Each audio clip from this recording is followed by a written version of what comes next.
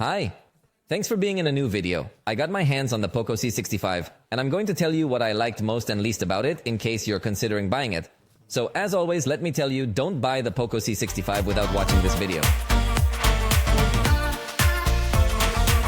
Consider its launch price in Mexico, which is 2,599 Mexican pesos. Although remember that the prices here are not the same as there, so it could vary depending on what price you find it at in your country. But in Mexico, I consider it as one of the most attractive devices for its price. But before we continue, I remind you that the full review is available where you can know in depth every detail that this device can offer us.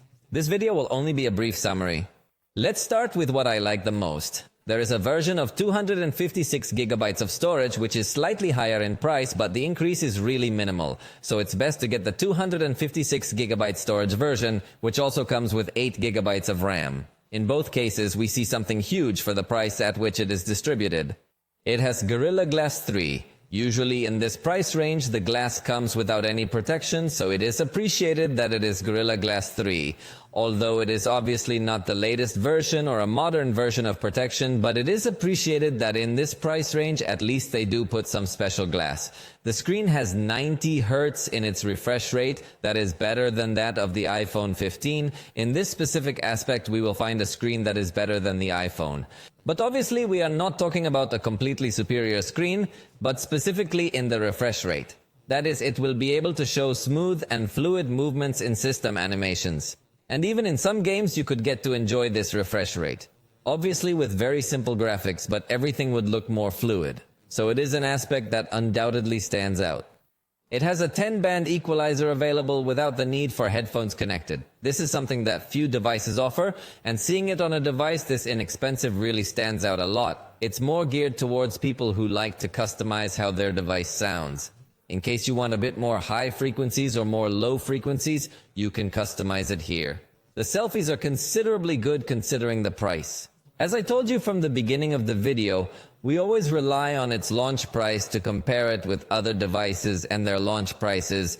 And in this case, I think the selfies stand out without being spectacular selfies, but compared to what other competitors can offer, they are undoubtedly very good. In fact, it offers good speed when taking pictures, and this is something that mid-range devices generally cannot boast. Usually they are very slow devices to take pictures, but at the time of testing this one, I realized that the capture is considerably agile. In addition, its fast camera can go from 4 to 1800x. This feature again can get to stand out because there are even more expensive devices that its fast camera cannot be so fast and spectacular. Instead, here it does allow you to manually modify how fast you want it to go, so you could perfectly record spectacular landscapes, sunrise, sunset, or even the growth of a plant. And when recording video, it has a good focus. This again is something I emphasize because in this price range, cameras tend to be constantly focusing, and that is very annoying in videos, but this device does have a stable focus. It also offers good security options with app lock, secure folder, and other things. Again, in this price range, there are other devices that come with software that is too simple, but this one does offer several additional options to ensure our privacy or security.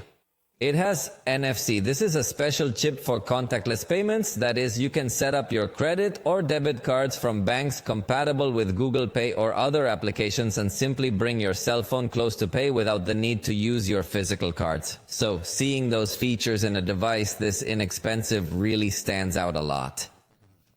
It also has Bluetooth 5.3. So it has considerably stable connectivity with accessories as long as the accessories also support this version of Bluetooth. The processor is Helio G85.